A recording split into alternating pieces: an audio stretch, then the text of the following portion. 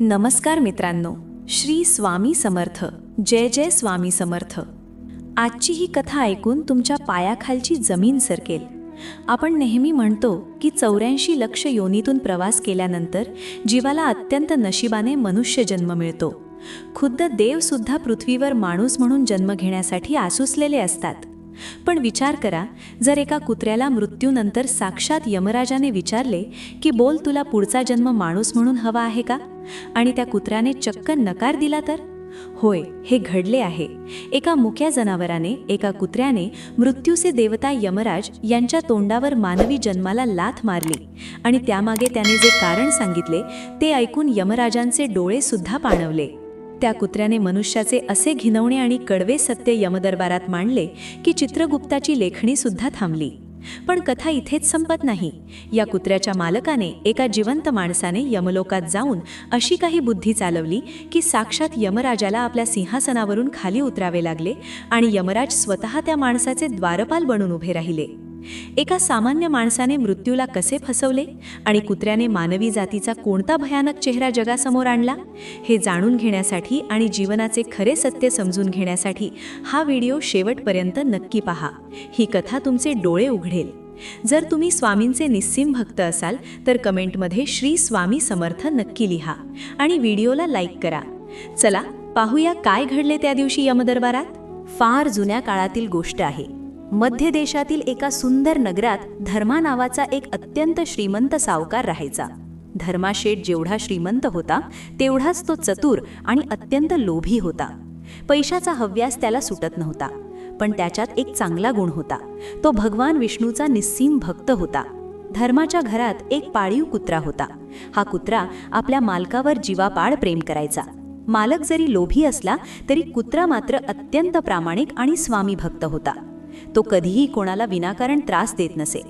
धर्माशेठ रोज पहाटे उठून तासनतास भगवान विष्णूंची पूजा करत असे. एका दिवशी काय झाले, धर्माशेठची भक्ती पाहून साक्षात भगवान विष्णू प्रसन्न झाले आणि त्याच्यासमोर प्रकट झाले. खोली प्रकाशाने उजळून निघाली. शंख, चक्र, गदा, पद्मधारी विष्णूंना पाहून धर्माशेठ भारावून गेला आणि त्याने साष्टांग नमस्कार घातला. भगवंत म्हणाले, वत्सा, मी तुझ्या भक्तीवर प्रसन्न आहे. तुला जे हवे ते वरदान माग. धर्माशेठ अत्यंत चतुर होता. त्याने विचार केला की संपत्ती तर माझ्याकडे खूप आहे. त्याने खिशातून एक कोरा कागद काढला आणि नम्रपणे म्हणाला, हे प्रभू, तुमच्या कृपेने माझ्याकडे सर्व काही आहे. तुम्हाला द्यायचेच असेल तर फक्त या कोऱ्या कागदावर तुमची सही करून द्या, जेणेकरून जगाला पटेल की साक्षात देवाने मला दर्शन दिले आहे. भगवान विष्णू त्याच्या या विचित्र मागणीवर हसले. त्यांनी तथास्तु म्हटले आणि त्या कोऱ्या कागदावर आपली सही दिली. देवाची सही मिळताच शेठने तो कागद जपून खिशात ठेवला. विष्णू अंतर्धान पावले. काळ पुढे सरकला. काही दिवसांनी धर्माशेठच्या लाडक्या कुत्र्याचा मृत्यू झाला. शेठला खूप दुःख झाले. कुत्र्याचा आत्मा प्रवास करत यमलोकात पोहोचला. तिथे भव्य दिव्य दरबारात साक्षात यमराज बसले होते आणि चित्रगुप्ता हिशोब करत होते. यमराजांनी चित्रगुप्ताला कुत्र्याचा हिशोब विचारला. चित्रगुप्त म्हणाले, महाराज, या जीवाने कधीही पृथ्वीवर कोणते पाप केले नाही. याची स्वामी भक्ती अतुलनीय आहे. याचे पूर्वजन्माचे पापही या जन्मातील सेवेमुळे नष्ट झाले आहेत. यमराज प्रसन्न झाले. त्यांनी कुत्र्याला प्रेमाने विचारले, हे श्वान, तुझे कर्म पाहून मी आनंदी आहे. नियमानुसार तुला आता थेट स्वर्ग मिळेल, किंवा जर तुझी इच्छा असेल तर तुला पुढील जन्म मनुष्य योनीत माणूस म्हणून देता येईल, कारण मनुष्य जन्म मिळायला देवताही आसुसलेले असतात. सांग, तुला काय हवे? कुत्र्याने काही क्षण विचार केला आणि म्हणाला, हे धर्मराज, मला स्वर्ग द्या किंवा नरक, मला काहीही चालेल. पण माझी एकच विनंती आहे, मला पुन्हा माणूस म्हणून जन्म देऊ नका. मला कोणत्याही माणसाच्या हाताखाली राहायचे नाही आणि स्वतः माणूसही बनायचे नाही. यमराज आश्चर्यचकित झाले. ते म्हणाले, तू हे काय बोलतोयस? मोक्ष मिळवण्यासाठी मानवी जन्म श्रेष्ठ आहे, तरीही तू त्याला नकार का देतोयस? तेव्हा कुत्र्याने जे उत्तर दिले ते डोळ्यात अंजन घालणारे होते. कुत्रा म्हणाला, प्रभू, मानवी जन्म अनमोल आहे हे मला मान्य आहे, पण मी माणसाचा स्वभाव खूप जवळून पाहिला आहे. माणूस हा जगातला सर्वात स्वार्थी प्राणी आहे. जेव्हा त्याला गरज असते तेव्हा तो पाया पडतो, आणि गरज संपली की ओळखही विसरतो. अहो महाराज, माणूस इतका लबाड आहे की तो देवाला सुद्धा फसवतो. यमराज संतापले आणि विचारू लागले, माणूस देवाला कसा फसवू शकतो? कुत्रा म्हणाला, जेव्हा माणूस संकटात असतो तेव्हा मंदिरात जाऊन नवस बोलतो, देवा माझे काम झाले तर मी इतके पैसे देईन, भंडारा घालेन. पण काम झाले की तो देवाला विसरतो. तो देवाला लाच देण्याचा प्रयत्न करतो. माणसाची जातच अशी आहे की तो स्वतःच्या स्वार्थासाठी कोणाचाही बळी देऊ शकतो. कुत्र्याचे हे बोलणे ऐकून यमराजांना राग आला. त्यांना वाटले, हा कुत्रा मानवी जातीचा आणि देवांचा अपमान करत आहे. यमराज गरजले, तुझे हे बोलणे सिद्ध करण्यासाठी मी आत्ताच्या आत्ता तुझ्या मालकाला, त्या धर्माशेठला जिवंतपणे यमलोकात बोलवतो. बघूया तो माझ्यासमोर काय चालाखी तरतो. यमराजांच्या आदेशाने यमदूत पृथ्वीवर गेले आणि झोपेत असलेल्या धर्माशेठला पलंगासकट उचलून यमलोकात घेऊन आले. जेव्हा धर्माला जाग आली आणि त्याला समजले की आपला कुत्रा यमराजासमोर आपली तक्रार करत आहे, तेव्हा त्याने आपली बुद्धी चालवली. त्याला समजले की ही परीक्षेची वेळ आहे. त्याने हळूच खिशात हात घातला. तिथे विष्णूंची सही असलेला कोरा कागद होता. अंधारात कोणालाही न दिसता त्याने त्या कागदावर काही ओळी लिहिल्या. दरबारात पोहोचल्यावर यमराज रागाने धर्माकडे बघत होते. यमराज म्हणाले, तुझ्या कुत्र्याचे म्हणणे आहे की माणूस देवालाही फसवू शकतो.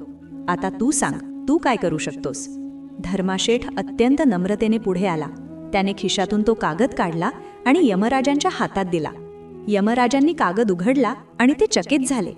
त्यावर साक्षात भगवान विष्णूंची सही होती आणि वर धर्माने लिहिले होते, आदेश, या पत्राचा वाहक धर्माशेठ आजपासून यमलोकाचा राजा असेल आणि यमराज आजपासून द्वारपाल म्हणून काम करतील.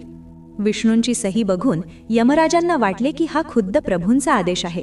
क्षणाचाही विलंब न करता यमराज सिंहासनावरून खाली उतरले आणि धर्माशेठला सिंहासनावर बसवले. स्वतः यमराज हातात भाला घेऊन दारावर पहारा देऊ लागले. सिंहासनावर बसताच धर्माने आदेश दिला, आजपासून नरकाचे दरवाजे बंद, सर्व पापी जीवांना स्वर्गात पाठवा. सगळीकडे हाहाकार माजला. पापी लोक स्वर्गात गेल्यामुळे स्वर्गाची व्यवस्था कोलमडली. इंद्रासह सर्व देव धावत विष्णूंकडे गेले. विष्णूंना समजले की हा सगळा त्या चतुर सावकाराचा प्रताप आहे. भगवान विष्णू यमलोकात प्रकट झाले. तिथे यमराज द्वारपाल बनून उभे होते आणि धर्माशेठ सिंहासनावर. विष्णूंना पाहताच धर्माशेठ घाबरला आणि सिंहासनावरून उतरून त्यांच्या पाया पडला. तो म्हणाला, प्रभू मला क्षमा करा. मला फक्त या कुत्र्याचे म्हणणे खरे करायचे होते की जिवंत माणूस आपल्यासोबत आपला स्वार्थी स्वभाव घेऊनच येतो. भगवान विष्णू हसले आणि यमराजांना म्हणाले, धर्मराजा, हा माझा आदेश नव्हता, तर मानवाची धूर्तता होती. तुम्ही एका जिवंत माणसाला यमलोकात आणले, हेच तुमचे चुकले. जिवंत माणूस जिथे जाईल तिथे तो आपला स्वार्थीपणा दाखवणारच. शेवटी विष्णूंच्या आज्ञेने धर्माला पृथ्वीवर परत पाठवण्यात आले आणि यमराज पुन्हा सिंहासनावर बसले. यमराजांनी त्या कुत्र्याकडे पाहिले आणि म्हणाले, हे श्वान, तुझे म्हणणे सत्य होते. माणसाची बुद्धी जर स्वार्थाने भरलेली असेल तर तो नियम आणि धर्म काहीही जुमानत नाही. मी तुला वचन देतो, तुला पुन्हा मनुष्य जन्म मिळणार नाही. तू मुक्तपणे स्वर्गात विहार कर. मित्रांनो, या कथेचे तात्पर्य हेच आहे की माणूस कितीही हुशार असला तरी त्याचा अतिस्वार्थ आणि लबाडी त्याला कधीही शांती मिळू देत नाही. कुत्र्यासारख्या मुक्या प्राण्याला जी गोष्ट समजली ती आपल्याला कधी समजणार? ईश्वर भावनेचा भुकेला आहे, तुमच्या व्यवहाराचा नाही. मित्रांनो, कशी वाटली तुम्हाला ही कथा? कॉमेंटमध्ये श्री स्वामी समर्थ नक्की लिहा. व्हिडिओ आवडला असेल तर लाईक करा आणि आपल्या मित्रमैत्रिणींना शेअर करा. आणि अशाच नवीन नवीन व्हिडिओसाठी चॅनलला सबस्क्राईब करायला विसरू नका. धन्यवाद. श्री स्वामी समर्थ. जय जय स्वामी समर्थ.